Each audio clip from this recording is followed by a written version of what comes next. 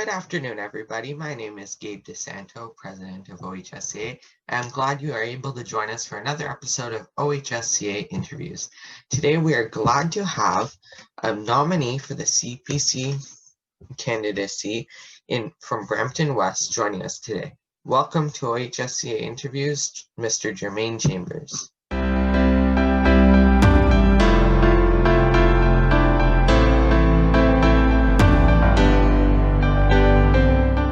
Jermaine is a financial advisor in Brampton West and has strong ties to his community. He is a Rotarian and has watched Brampton West grow over the years. He immigrated here from Jamaica and now is glad to call Canada home.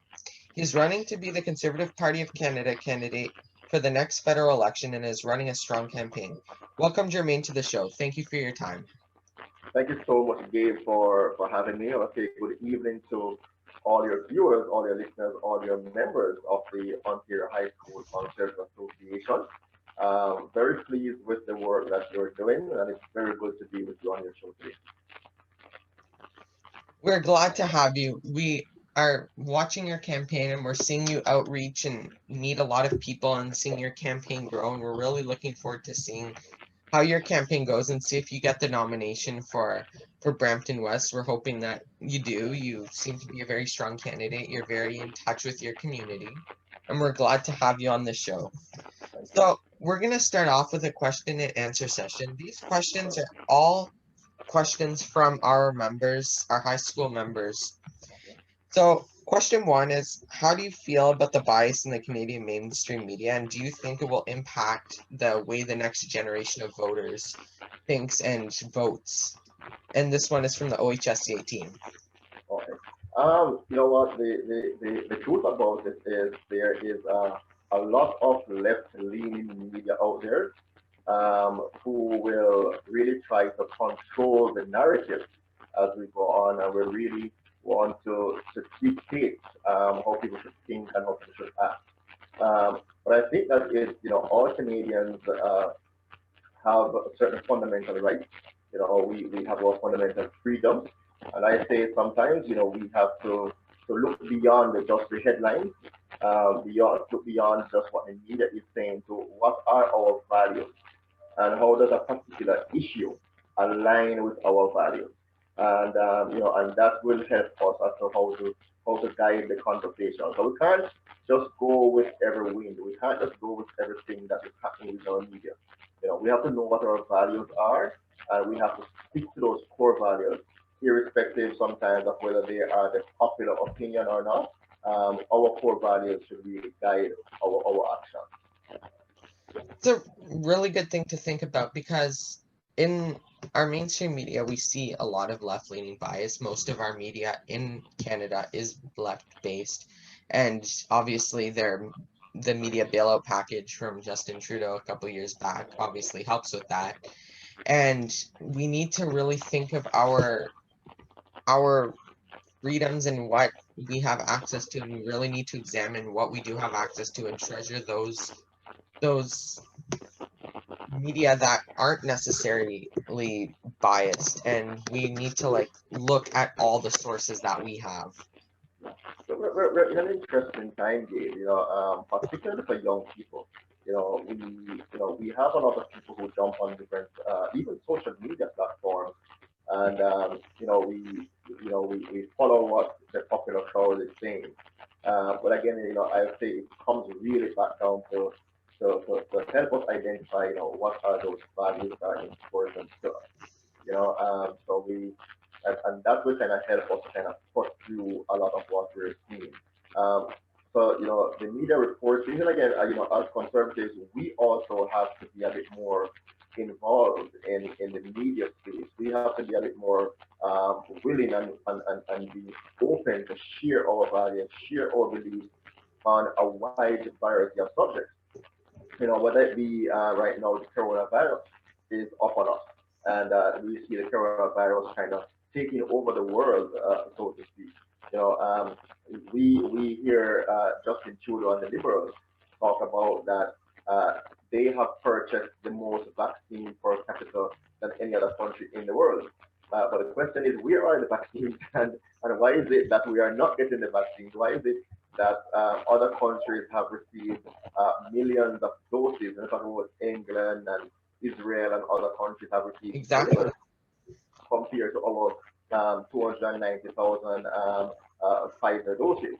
And the media takes this and the media runs with it and they say, oh, we have purchased more than any other one. But the question is, we need more well-thinking people to occupy that media space and say, you are making this claim, but we see other countries with millions of doses.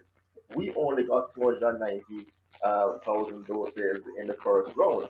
Why is it that we only have 290? So we need a lot more thinkers to occupy the media space.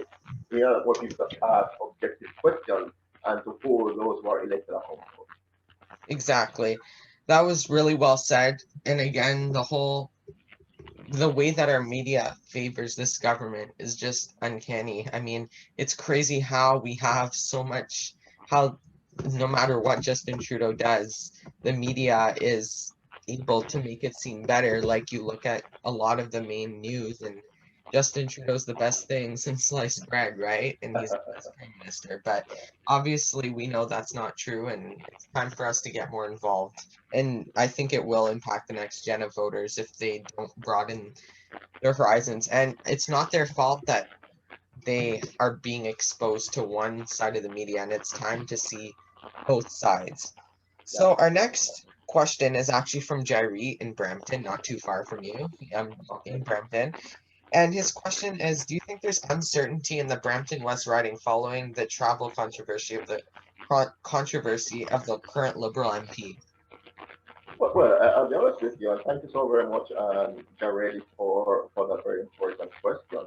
The people of Brampton West, Brampton West is such a beautiful riding. It's a mixture of cultures and people from different backgrounds and different countries who have all come together. And I strongly believe we can be that shining example of how people can live together in peace and in harmony, and we can all grow and strive together. The people of Brampton West has been very impacted very hard by this pandemic. Many individuals have lost their jobs. Many individuals have closed their businesses.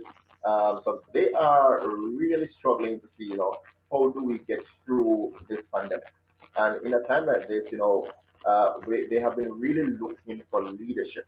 You will also know, Dave, that in Brampton West we have some of the highest test positivity rates for the COVID virus.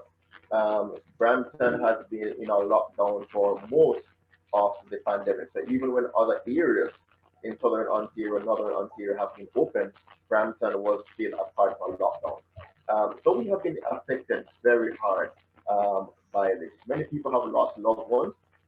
They have not been able to go to the memorial services, have not been able to go to the funeral services, they have not been able to go to birthday parties, they have not been able to gather in their place of worship, be it the mosque, the gurdwara, the churches, the temples. We have just not been able to gather. Many have not been able to take their vacation. So I think what we saw in Brampton West with the actions of the Member of Parliament is it's really a breach of trust. The Brampton West folks place their trust in their Member of Parliament to be there with them and to go through these challenges with them. Those who have lost their loved ones and were not able to memorialize them, they want their leaders to be there to, and not to think that the rules don't apply to them, but to be there to understand what they are going through. And that breach of trust what we saw in Brampton West. Again, our condolences go out to the Member of Parliament. But when the Member of Parliament chose to travel,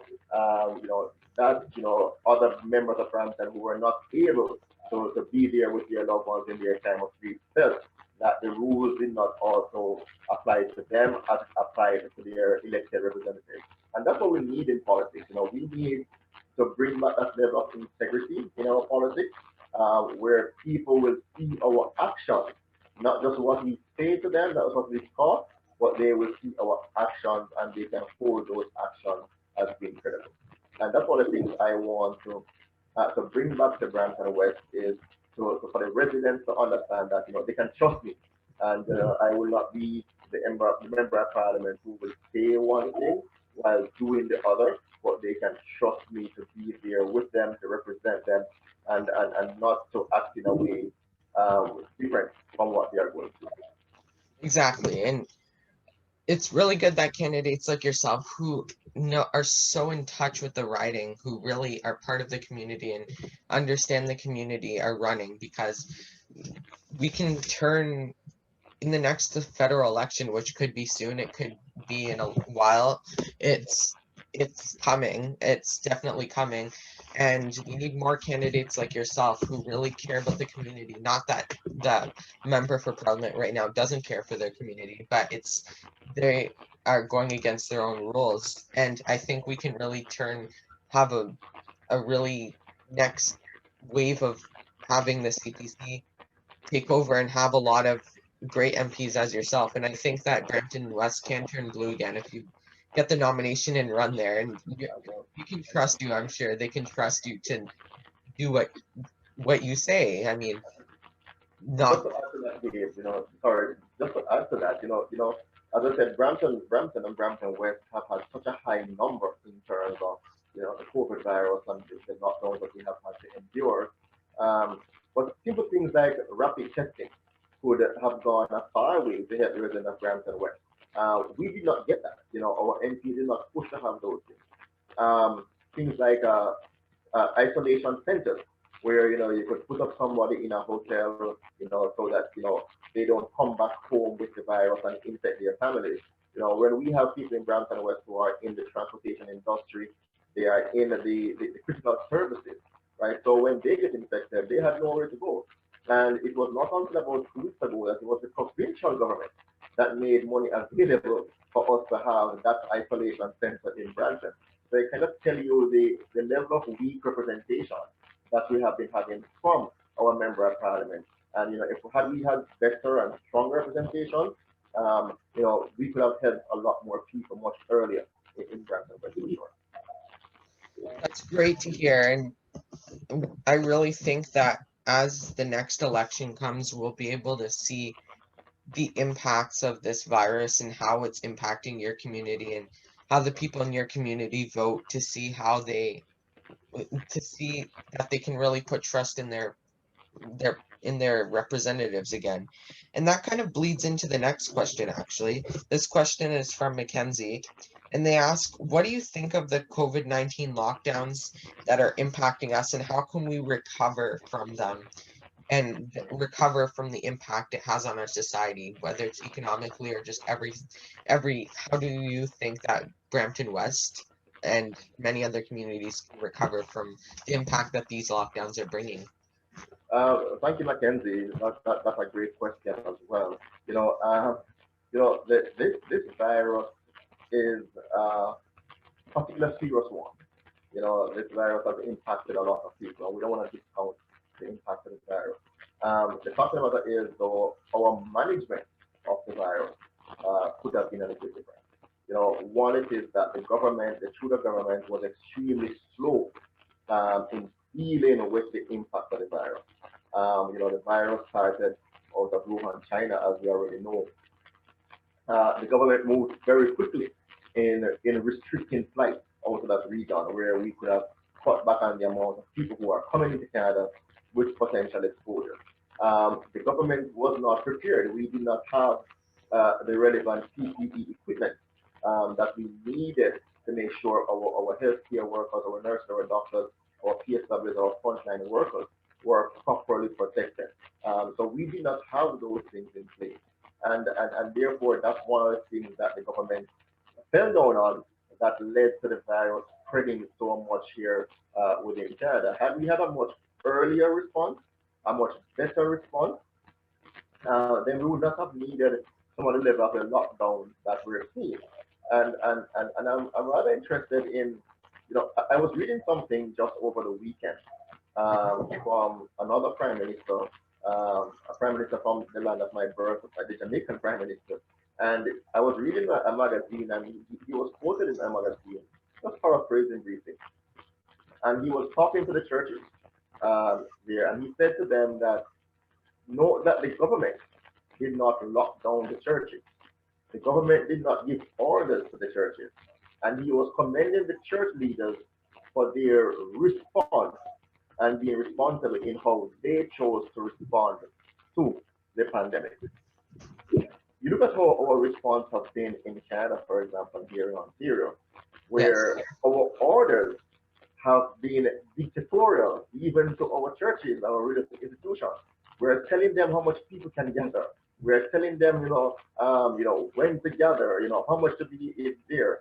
So I look at both responses, and I'm like, one of the things that we have to be careful of as we face this pandemic, as we face the impact of the pandemic and the response to the pandemic is ensure that our fundamental freedoms are protected.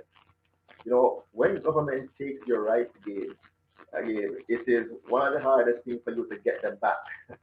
Governments don't like to take power and give back power to the people. And the people must always understand that power belongs to us.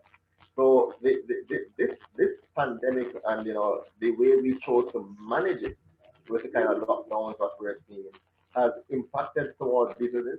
We have small businesses closed while the big box stores are open and profiting. It doesn't make sense to me. There are small businesses that were saying not more than 5 people could go in. Some of the big box stores in Brampton West, for example, still have capacities of up to 1,300, while only 5 is allowed in a small business. So how the level of fairness and balance that we have seen a lack of fairness and a lack of balance in how we have applied the rules during this pandemic. And that's one of the things that we have to be mindful of and we have to change as we go forward. Bring a bit more fairness to the system, bring a bit more equity in terms of our management of the pandemic and how we respond. Because it's not the pandemic itself that has caused the lockdown. It is government and how we choose to respond that is putting people in this hardship.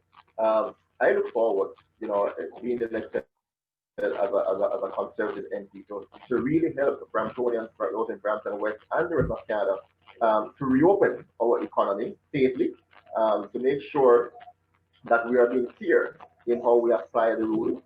I can't see fairness in closing a small business but allowing 1,300 people to be in a big box store. I can't see fairness in that. And what I want to do is to make sure that there is fairness, there's equity, and we can open up our business safely. We can have people going back to work so that people do not end up in financial ruin when we get this virus under control finally.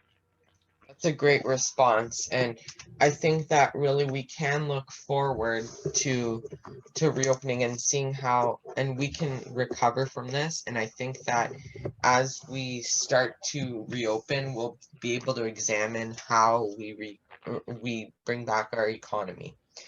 The next question is the last question. I don't know how much time we have left, but the next question is, what would you like to see out of the Conservative Party of Canada in the future? How would you like to see our party go forward? You know what? We have a bigger challenges ahead of us, Gabe.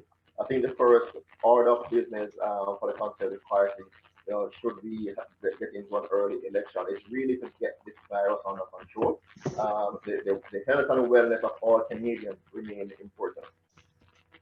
I think that's number one. Then we really have to give people hope again, in the sense that open up our economy safely, so that people can get back to work, so that businesses can once again grow, so that we can have this people can be financially stable as we go forward.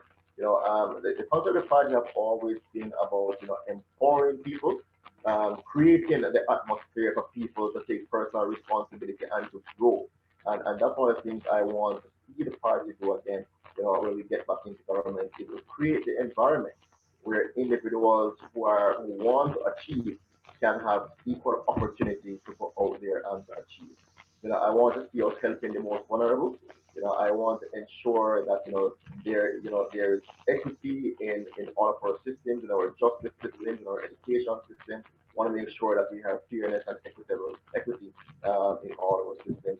I want to make sure again that Canadians can once again see Canada as that place, where we live in harmony, where we are the example to the world, where the world will look at us and the world will see Canada as that place where people can live and grow in peace.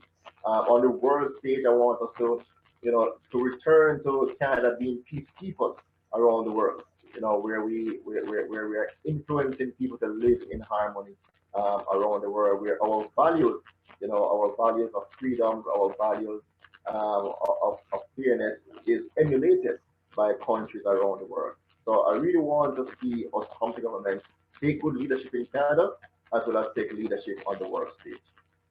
That's a great thing to look forward to, because I think that the Conservative Party can be the party that the people see themselves in.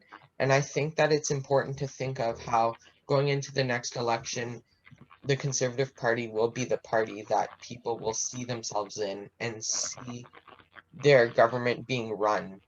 And I think that the conservative message is getting out there, that it's growing, and that more people are starting to see it grow, and that if we have more representation in our communities from people that they know, such as yourself, or other people that they're starting to meet or they do business with, or like your financial advisor, I'm sure many people come to you for help, and they're like, oh, Jermaine, he helped me with my financial needs or something like that. No, and as more people come out and join the Conservative Party and run, they will start to see themselves in it. So for we're near the ending of our interview, and this is a time where we just like to chat a bit about being a young conservative and being conservatives and how we can get more active. So what should young conservatives do in order to get more politically active, and what is one piece of advice you can share with us to get more?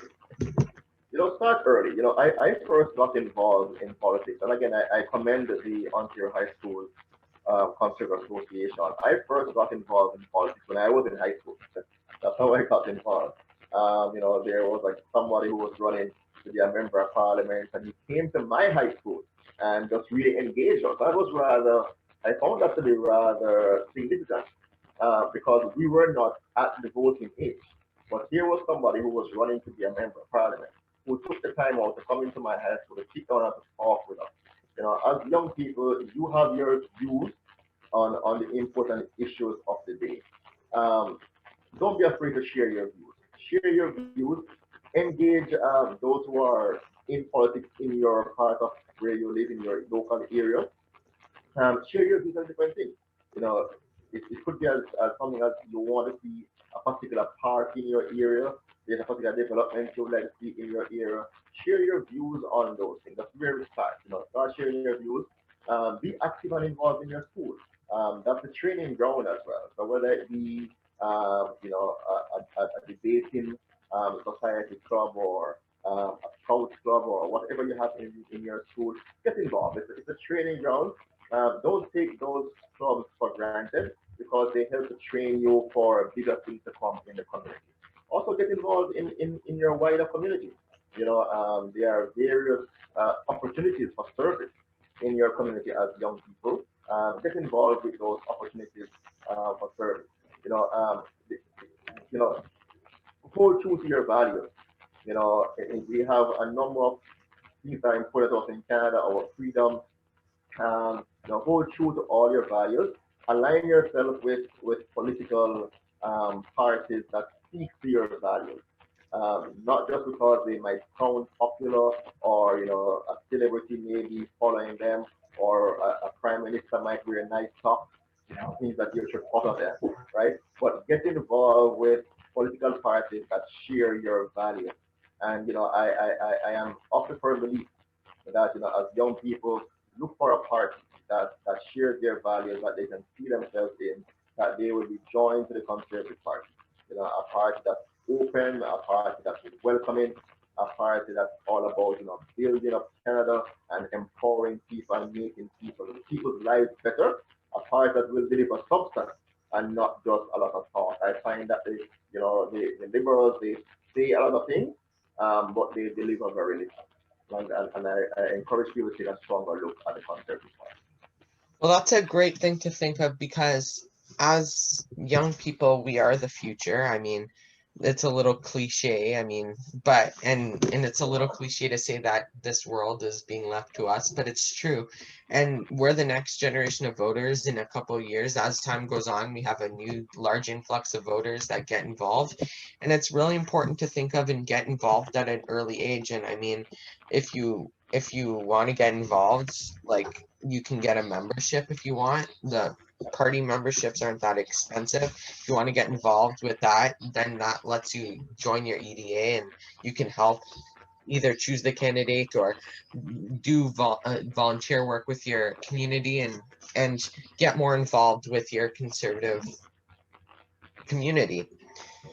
So today we thank you, Jermaine, for joining us today. It was a little short, but I'm sure that we'll be able to meet again in the future. We hope we can meet again in the future.